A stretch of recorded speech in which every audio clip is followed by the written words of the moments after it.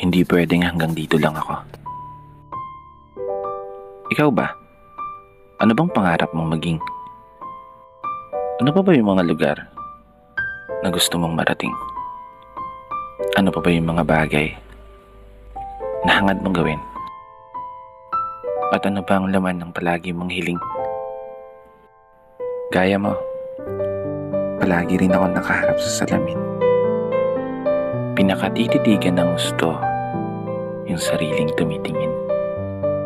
Kinakausap, tinatanong, sinisilip ang aking galing. Baka sakaling biglang magising yung ako na gusto kong maging. Yung ako na may malayo ng narating.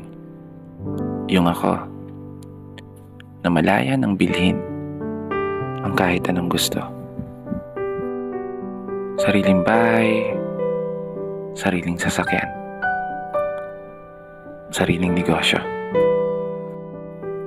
Isang ako sa katauhan ng isang tagumpay na tao. Isang ako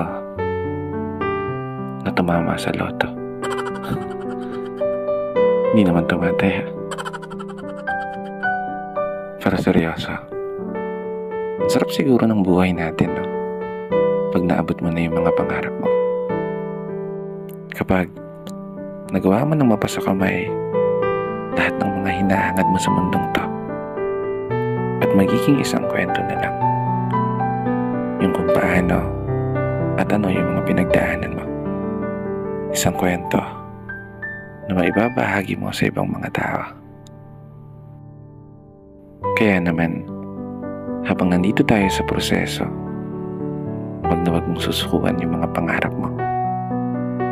Kapag dumating ka man sa punto, palagi kang talo. Humarap ka lang sa salamin at tignan ang sarili mo at subukan mong tanungin, hanggang dito na lang ba ako? At kapag biglang sumagot yan, tumakbo ka na.